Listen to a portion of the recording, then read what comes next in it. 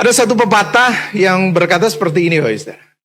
Hidup itu banyak tantangan. Siapa yang di sini sepakat bahwa hidup itu banyak tantangan? Angkat tangan. Sepakat ya. Kalau banyak makanan, itu namanya prasmanan. Kalau prasmanan, banyak makanan, di situ kita boleh milih kan. Enak gitu ya. Tapi kalau namanya hidup, banyaknya bukan banyak makanan, tetapi banyak masalah. Dan kabar buruknya adalah, kita nggak bisa milih masalah yang mau kita hadapi. Karena masalah itu datang, tidak diundang, dan pergi tidak diantar. Masalah itu datang dengan sendirinya. Ketika kita nggak mau masalah itu ada, masalah tetap ada. Tantangan tetap ada di dalam hidup kita. Kapanpun itu. Bahkan ketika kita masih kecil, tetap ada tantangan nggak? Anak-anak kecil, masih bayi gitu ya. Terus dia beranjak dewasa, tantangannya adalah bagaimana dia harus berjalan. Mulai berjalan, merangkak dan seterusnya. Bertambah umur lagi, ada lagi tantangannya ketika dia harus masuk sekolah. Dia harus masuk playgroup, dia harus masuk TK, dia harus masuk SD. Dan setiap naik tingkat ada tantangannya, yaitu ujian. Betul ya? Ketika ujian, dan ujiannya pun selalu apa? Meningkat. Kan gak mungkin Bapak Ibu Saudara ketika anak kita yang sudah SMA, tantangannya ujiannya adalah 1 tambah 1 berapa? Nggak mungkin. Betul ya? Karena semakin naik tingkat, pasti ujiannya masalahnya juga semakin berat. Kenapa? Karena sudah cukup dewasa. Secara pemikiran, secara logika, sudah cukup mampu untuk menghadapi tantangan, masalah yang lebih berat. Dan begitu sudah lulus sekolah, lulus kuliah, apakah tantangan selesai? Oh enggak. Mungkin ada beberapa teman-teman yang anak-anak muda punya tantangan baru, yaitu bagaimana menemukan pasangan hidup. Betul? Itu adalah tantangan. Dia berpikir, wah gimana ya cara menemukan pasangan hidup, ya harus cari di mana. Masalahnya di Tokopedia nggak ada. Di Shopee nggak ada. Harus cari di mana? Yang pasti kita harus cari yang seiman. Amin, anak-anak muda. Itu merupakan tantangan juga. Tapi begitu sudah ketemu, sudah menikah, ketemu dengan tantangan yang baru lagi. Ketemu, ternyata waktu pacaran dulu nggak ngerti nih. Ternyata ketika sudah menikah ngerti, ternyata begini toh orangnya. Tantangan lagi. Bahkan sampai kita sudah punya anak, ada lagi tantangannya. Bagaimana kita membesarkan anak. Punya 1 anak, punya 2 anak, tantangannya juga banyak. Setiap anak juga punya ciri khas tersendiri. Di dalam hidup ini, kita tidak pernah selesai dengan menghadapi yang namanya apa? Tantangan. Tapi apakah Bapak Ibu Saudara juga percaya bahwa setiap tantangan Tuhan pasti menolong? Amin. Apapun itu tantangannya, Tuhan pasti menolong. Amin. Untuk kita sehat, untuk kita punya berkat, apakah Tuhan pasti menolong? Percaya itu, saudara? Seringkali kalau orang sakit, doanya pasti minta apa? Sembuh, wajar dong. Betul nggak? Ada orang kesusahan, ekonomi, doanya minta apa? Berkat finansial. Wajar dong, betul? Tapi pertanyaannya Bapak Ibu Saudara, apakah Tuhan selalu menolong? Apakah Tuhan selalu menjawab doamu sesuai dengan apa yang engkau doakan atau apa yang engkau inginkan? Bapak Ibu Saudara, Tuhan itu selalu menjawab doa kita. Betul, Tuhan itu menjawab. Tapi ingat, jawabannya ada 3. Pertama Tuhan jawab, ya aku kabulkan doamu. Puji Tuhan kalau kita jawab itu Bapak Ibu Saudara ya. Dapat apa yang kita inginkan. Tapi yang kedua, Tuhan juga bisa jawab, tunggu. Artinya nggak sekarang, artinya nanti dikabulkannya. Abraham Bapak Ibu Saudara, tunggu bertahun-tahun untuk dapat anak. Yusuf Bapak Ibu Saudara, untuk dia jadi pemimpin, tunggu bertahun-tahun Bapak Ibu Saudara. Prosesnya nggak gampang. Tapi yang ketiga, Tuhan juga bisa jawab dengan apa? Tidak. 3 ini Bapak Ibu Saudara juga jawaban Tuhan. Tapi ketika tiga-tiganya, apalagi jawaban yang ketiga, Bapak Ibu Saudara, ketika Tuhan jawab tidak, apakah kita tetap setia dengan Tuhan? Apakah kita tetap percaya kepada Tuhan? Hari ini Bapak Ibu Saudara, kita akan belajar tentang satu kisah di Daniel 3, Bapak Ibu Saudara, tentang anak SMA yang dibakar, Bapak Ibu Saudara. Pernah dengar itu cerita itu, Bapak Ibu Saudara, anak SMA yang dibakar? Belum pernah ya? Anak SMA, Sadrak, Mesah, dan Abednego, Bapak Ibu Saudara. SMA. Betul ya? Sadrak, Mesah, dan Abednego dibakar, dimasukkan ke perapian, Bapak Ibu Saudara. Ya, Bapak Ibu Saudara, di dalam pendahuluannya, Bapak Ibu Saudara, Sadrak, Mesah, dan Abednego ini adalah pejabat tinggi kerajaan. Dia setara dengan gubernur, Bapak Ibu Saudara. Jadi kalau boleh saya cerita kejadian sebelumnya, Bapak Ibu Saudara, di dalam kejadian Daniel 2, Bapak Ibu Saudara. Di situ Raja Nebukadnezar itu dia punya mimpi. Dia kumpulkan orang-orang pintar termasuk Daniel dan Sadrak, Mesah, Abednego yang adalah orang-orang pintar di negeri itu. Dan Raja ngomong gini, aku punya mimpi. Siapa yang dari kalian yang bisa mengatakan apa mimpiku dan artinya, maka kamu akan aku berikan upah yang luar biasa. Orang-orang yang pintar-pintar di situ, Bapak Ibu Saudara, di kerajaan itu, nggak bisa. Orang mimpinya apa aja nggak dikasih tahu. Bagaimana mau menjelaskan artinya? Dan akhirnya Raja Nebukadnezar marah dan dia bersabda, bunuh semua orang pintar. Karena mereka nggak ada yang benar semua. Mengaku orang pintar, bunuh semua. Lalu Daniel ketemu dengan satu ajudan yang disuruh untuk mengeksekusi orang-orang pintar di situ. Dan dia katakan, tunggu ya, aku tak berdoa dulu. Kamu tenang dulu, kasih aku beberapa waktu, aku tak tanya sama Tuhan. Berdoa, itu raja itu mimpinya apa dan artinya apa. Singkat cerita, Bapak Ibu Saudara, akhirnya Daniel dikasih hikmat Tuhan. Dan akhirnya dia bisa menjelaskan tentang apa mimpi dari Raja Nebukadnezar dan artinya. Dan setelah itu yang terjadi, Bapak Ibu Saudara, Daniel dikasih kehormatan untuk menjadi pemimpin di negeri Babel itu, Bapak Ibu Saudara. Tapi Daniel nggak mau. Dia katakan apa? Jangan kasih saya raja, kasih ini Sadrak, Mesah, dan Abednego. Bayangkan Bapak Ibu Saudara ketika Anda jadi Sadrak, Mesah, dan Abednego saat itu, kira-kira senang atau enggak, Bapak Ibu Saudara? Senang dong, betul nggak? Wah, puji Tuhan, ini berkat dari Tuhan, betul kan? Dia yang adalah tawanan, orang Yahudi, Bapak Ibu Saudara, dibawa ke Babel sebagai tawanan. Dan di situ Daniel yang diberkati Tuhan, yang dipakai Tuhan untuk menjawab mimpi raja. Dan akhirnya Daniel nggak mau terima itu, dikasih oleh Sadrak, Mesah, dan Abednego. Senang Bapak Ibu Saudara? Senang, si Tuhan. Wah, sudah lepas dari permasalahan mau dibunuh raja, terus akhirnya dia dapat berkat dinaikkan. Posisinya jadi apa? Setara gubernur, Bapak Ibu Saudara. Tapi permasalahan tidak berhenti di situ, Bapak Ibu Saudara. Kejadian itu, Bapak Ibu Saudara, itu adalah pengalaman dalam tanda kutip, Bapak Ibu Saudara, pengalaman antara Daniel dengan Tuhan sendiri.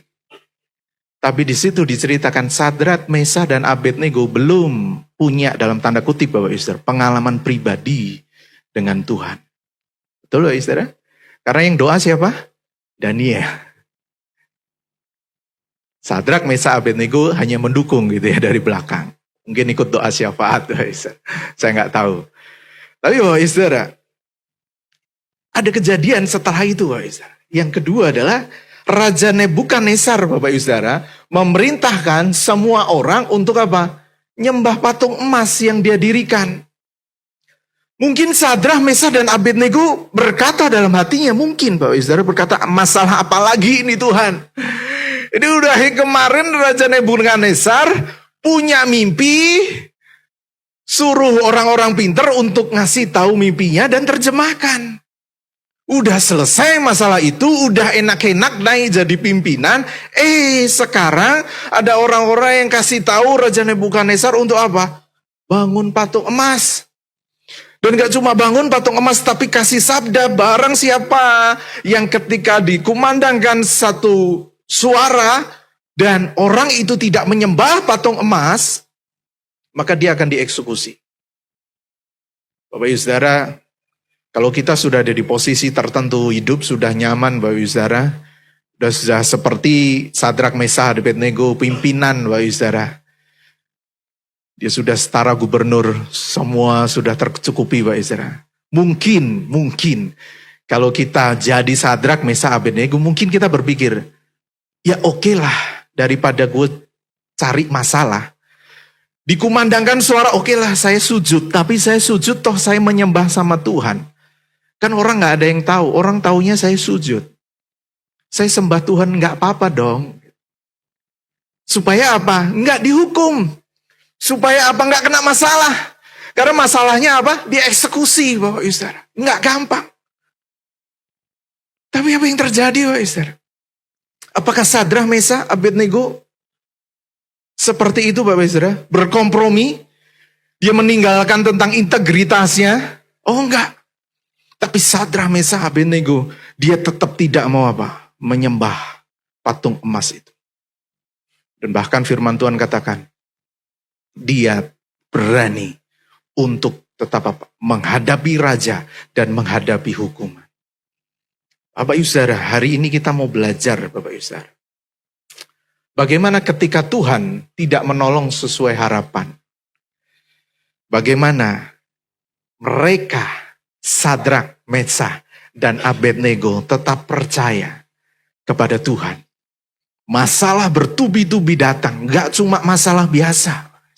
Tapi tantangan yang menghadapi apa? Nyawanya. Bahkan dia bisa mati di situ. Tapi Sadrak, Mesah, dan Abednego dia tetap percaya.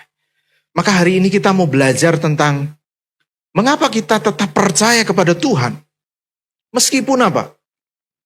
Dia tidak menjawab doa sesuai dengan apa yang kita inginkan, Bapak Ibu Saudara. Kalau Tuhan jawab doa seperti yang kita inginkan, kita percaya enak Bapak Ibu Saudara. Amin. Tapi kalau Tuhan jawabnya enggak. Oh enggak, saya enggak kasih. Apa kita mau tetap percaya kepada Tuhan? Apakah kita mau tetap setia kepada Dia? Apakah kita mau tetap berkata Tuhan itu baik? Apakah seperti itu, Bapak Ibu Saudara? Kita akan belajar, Bapak Ibu Saudara, bagaimana yang pertama, Bapak Ibu Saudara. Yang pertama adalah Tuhan, Dia berkuasa. Firman Tuhan katakan, Bapak Ibu Saudara, di dalam Daniel 3 ayat 17, firman Tuhan katakan, jika Allah kami yang kami puja sanggup melepaskan kami. Itu yang dikatakan Sadrak, Mesah, Abednego. Kata sanggup Bapak Ibu Saudara, itu artinya Tuhan itu berkuasa penuh. Artinya Tuhan tidak dibatasi oleh apa?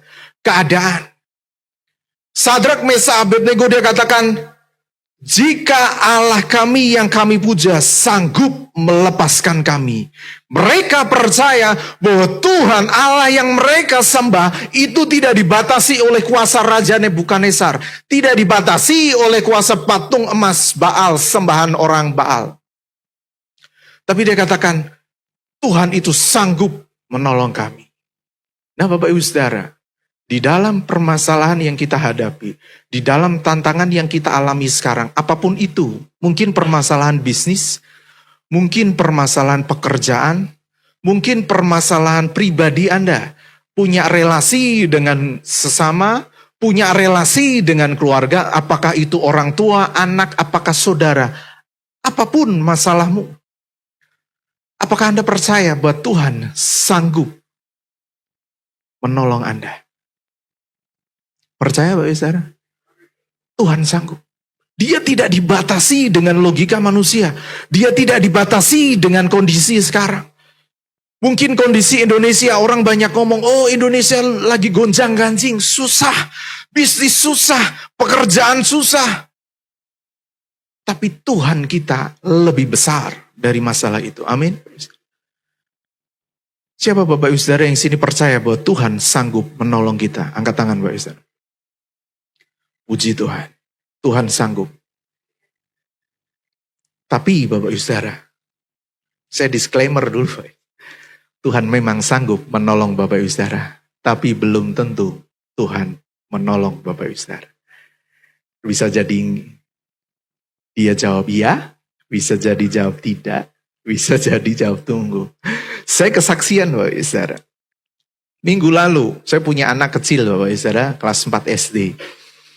Dia dihampirin sama temennya pagi-pagi gitu, libur hari Sabtu Bapak Ibu Saudara, mau diajak main sepeda. Anak saya suka main sepeda gitu. Terus saya di depan bantu dia ambil sepedanya, dan sepedanya masih kempes Bapak Ibu Saudara, rodanya dua-duanya karena lama nggak dipakai. Terus anak saya bilang, "Pah, bantuin untuk pompain." Ya, you anak cowok, coba pompa sendiri. Saya ada di situ Bapak Ibu Saudara. Saya dampingi dia, "Kamu pompa." Oke, dia pasang Bapak Ibu Saudara, pompa, terus dia tempel dan dia pompa. Pompa saya itu ada ukurannya. Saya katakan sama dia, itu sampai ukurannya antara 30 sampai 40 sekitar itu saya katakan. Dia pompa, dia bisa. Terus begitu dilepas karena susah Bapak Ibu Saudara pompa sepeda itu, karena dia lepasnya agak lama, akhirnya rodanya kempes lagi. Karena apa? Karena pompa sepeda itu kan harus lepas cepat gitu. Kalau enggak, gitu bannya kempes lagi. Saya katakan, oh itu kamu harus nariknya harus cepat. Gitu. Dia pompa lagi karena kempes lagi. Terus dia pasang lagi, dia pompa lagi. Terus dia cepat, kesusahan Bapak Ibu, kempes lagi.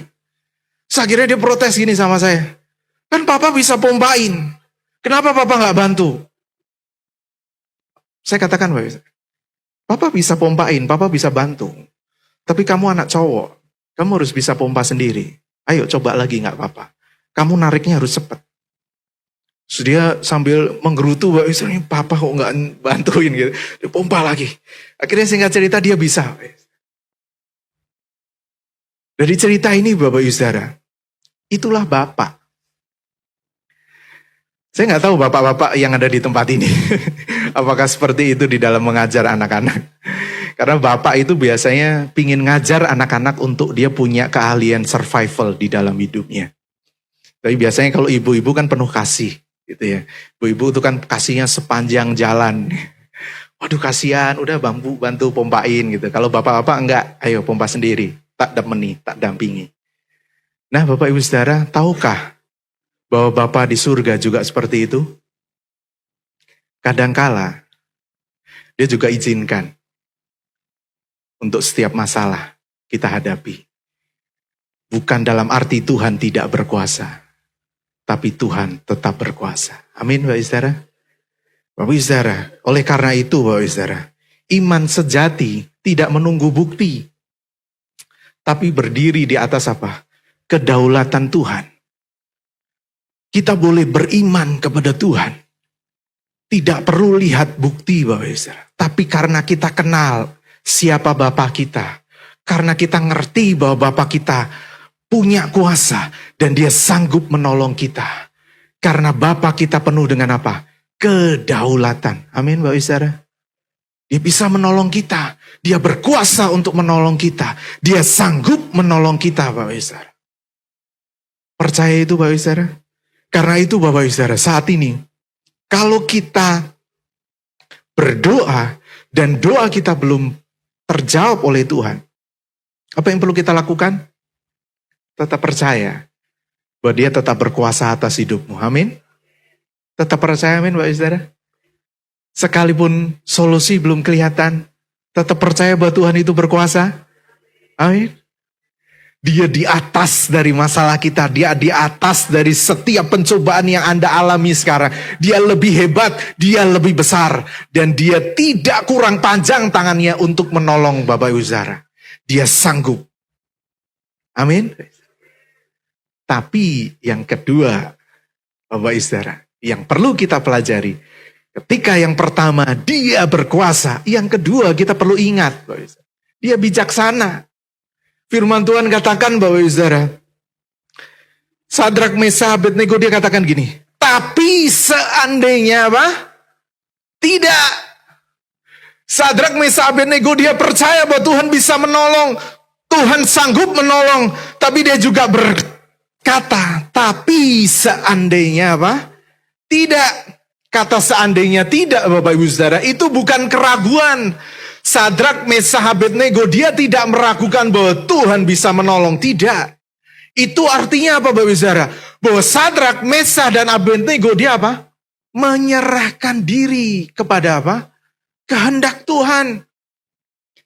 Dia terlalu percaya bahwa Tuhan lebih bijaksana. Tuhan lebih tahu apa yang terbaik buat hidupnya. Karena itu Sadrak, Mesak, Abednego katakan apa? Tapi seandainya tidak, kami pun tidak menyembah. Kami pun tidak takut kepada Raja. Itu yang harus kita punya. Amin, Bapak Ibu Saudara. Apa masalah yang Bapak Ibu Saudara alami sekarang? Masalah dengan keluargamu, percaya Tuhan sanggup tolong. Tapi seandainya tidak, kita mau tetap percaya? Bapak Ibu Saudara yang sekarang punya masalah kesehatan, percaya nggak Tuhan sanggup sembuhkan? Tapi seandainya tidak, kita mau tetap percaya bahwa Dia? Amin, Bapak Ibu Saudara. Apapun yang terjadi di dalam hidup kita, kita tahu bahwa itulah yang terbaik. Kenapa Bapak Ibu Saudara? Saya kasih contoh, guys. Bapak Ibu Saudara tahu Tuhan Yesus ya? Kalau nggak tahu Tuhan Yesus kan bahaya. Pernah nggak Tuhan Yesus doa dan doanya nggak dijawab? Pernah? Di mana? Taman Getsemani. Betul ya? Tuhan Yesus minta apa? Bapa, kalau boleh, biarlah cawan ini apa? Berlalu daripadaku. Tuhan Yesus sendiri loh yang berdoa. Dia anak, dia kudus. Dia nggak punya dosa. Dia punya hubungan pribadi dekat dengan Bapa. Tapi ketika dia berdoa, Bapak jawab tidak. Bapak tidak kabulkan.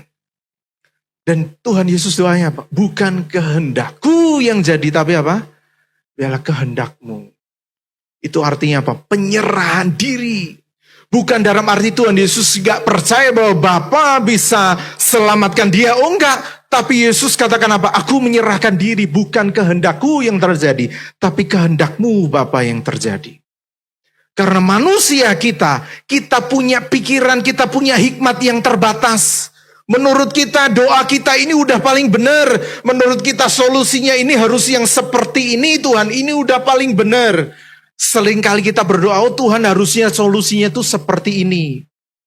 Tapi ketika Tuhan jawab lain, seringkali mungkin kita protes, kok enggak gini ya Tuhan? Kok jawabnya yang lain? Kita terlalu membatasi hikmat dari Tuhan. Amin, Bapak Ibu Saudara. Karena itu, Bapak Ibu Saudara, tetap percaya bahwa Dia lebih berhikmat, Dia lebih bijaksana daripada kita. Amin, Bapak Ibu Saudara. Karena itu, Bapak Ibu Saudara, iman yang sejati bukan hanya percaya Tuhan bisa kabulkan. Percaya Tuhan bisa kabulkan doa kita itu baik, Bapak Ibu Saudara. Tetapi apa? Tetap berserah ketika Dia tidak kabulkan. Amin, Bapak Ibu Saudara.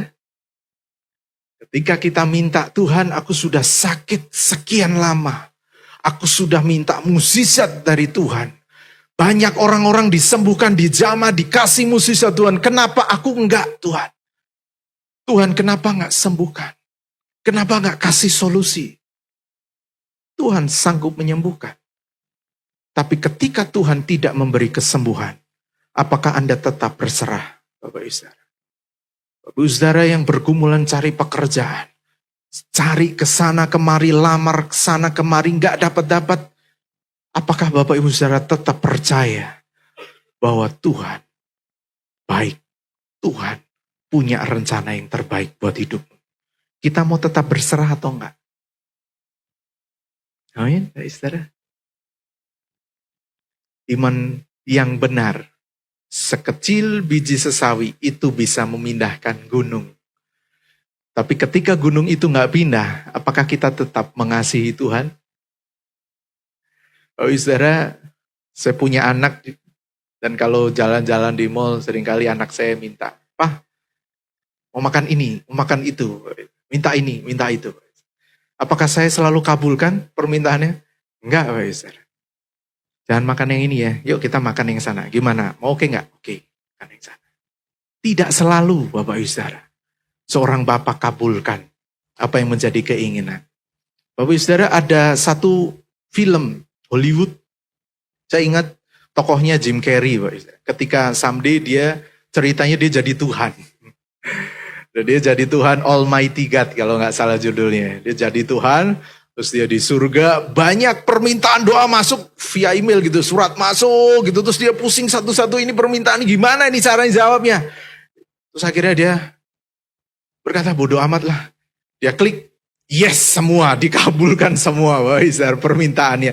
Semua manusia yang ada di dunia dikabulkan permintaan. Dan yang terjadi apa? Dunia kacau balau. Ada seringkali manusia tidak mengerti apa yang dimintanya. Dia pikir permintaan itu baik, padahal Tuhan punya rencana yang lebih baik. Amin, saudara. Jadi ketika apa yang kita minta tidak dijawab oleh Tuhan sesuai dengan keinginan kita, kita mau tetap percaya, amin, saudara. Kenapa? Karena dia bijaksana. Karena hikmatnya melebihi daripada hikmat kita manusia. Amin. Karena itu Bapak saudara, saat Tuhan berkata tidak atau belum, tetap berserah. Karena dia bijaksana dan dia baik. Dia mengasihi Bapak Ibu Saudara. Percaya nggak kalau Tuhan itu mengasihi Bapak Ibu Saudara? Percaya Bapak Ibu Saudara? Kok percaya kenapa? Kan nggak ditolong. Kenapa percaya? Kenapa percaya Bapak Ibu Saudara? Kan Tuhan nggak tolong. Tuhan nggak jawab sesuai keinginan Bapak Ibu Saudara. Kenapa Bapak Ibu Saudara percaya? Bapak Ibu Saudara, Bapa untuk menebus dosa kita, dia kasih anaknya yang tunggal. Siapa? Yesus Kristus. Buat mati di atas kayu salib untuk siapa? Untuk kita. Menebus dosa kita. Supaya kita yang penuh dengan dosa ini bisa ketemu dengan Bapa. Dia udah kasih semuanya, Bapak Ibu Saudara. Itu sudah menandakan bahwa Tuhan baik. Dan yang ketiga Bapak Ibu Saudara, kita percaya bahwa apa? Tuhan hadir. Amin. Ia hadir. Dia tidak hanya berkuasa. Dia tidak hanya bijaksana. Tetapi dia apa? Hadir. Firman Tuhan katakan. Tetapi ada 4 orang kulihat. Dan yang keempat itu rupanya seperti anak dewa. Kehadiran Tuhan menunjukkan kasih-Nya kepadamu. Tuhan tidak memadamkan api. Masalah tetap ada. Sadrak, Mesah, dan Abednego tetap harus lewati api itu, Bapak Saudara. Tetap harus masuk ke tungku perapian. Bahkan orang-orang yang melemparkan dia mati kebakar. Tapi Tuhan menyertai, Tuhan ada di situ. Tuhan hadir di tengah perapian itu. Sama seperti Bapak Ibu Saudara ketika tadi saya ceritakan anak saya pompa ban. Kesulitan pompa ban. Dia harus berusaha dengan tenaganya sendiri, pompa ban. Saya tidak tolong dia, tapi saya hadir. Saya menyertai. Apapun masalahmu. Masalah bisnis, masalah keluarga, masalah keuangan. Apapun tantangan yang sedang kau alami sekarang. Tuhan hadir. Amin. Tuhan besertamu. Bahkan ketika kita ada di lembah kekelaman, Tuhan hadir di situ. Kenapa? Karena Tuhan mengasihi kita, amin. Tuhan sayang. Karena itu Bapak Ibu Saudara, ketika doa tidak dikabulkan, Tuhan tetap apa? Tetap hadir. Tuhan tetap hadir di dalam hidup kita, Bapak Ibu Saudara. Karena itu saat kita berada di dalam api kehidupan, tetap percaya kepada Tuhan. Kenapa kita percaya kepada Tuhan? Karena Tuhan tetap hadir bersama dengan kita. Amin, Bapak Ibu Saudara. Dan bukankah kehadiran Tuhan itu lebih penting daripada jawaban Tuhan yang sesuai dengan apa yang kita inginkan? Sepakat Bapak Ibu Saudara? Saya kasih tahu Bapak Ibu Saudara, ketika Tuhan Yesus menghadapi cawan murka di atas kayu salib, di tengah penderitaannya dia, kita tahu di Taman Getsemani, dia kesusahan, dia ketakutan, betul Bapak Ibu Saudara? Tapi apa yang membuat Yesus takut? Apakah Yesus takut karena dia mau dihukum?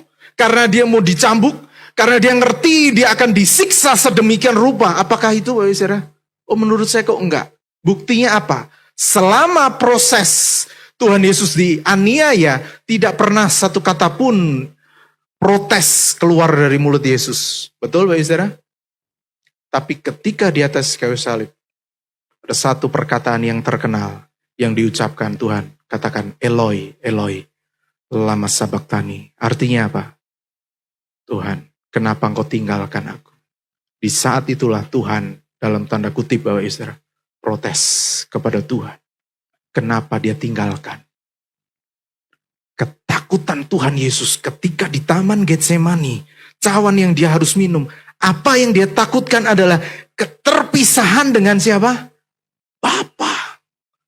Bukan disiksa, tapi terpisah hubungan dengan Bapa. Dia nggak bisa ketemu lagi dengan Bapa. Dia nggak bisa komunikasi lagi dengan Bapa. Itu yang Yesus takutkan. Sehingga di atas kayu salib dia katakan, Eloi, Eloi, lama sabachthani. Dan Bapak Ibu Saudara, apakah kita menyadari itu? Bahwa penyertaan Tuhan di dalam hidup kita itu berharga. Seberharga itu. Bahkan Bapa di surga itu kasih anaknya untuk mati di atas kayu salib supaya kita bisa panggil dia Bapa. Amin. Hidup kekal itu bukan perkara kita masuk surga. Oh enggak.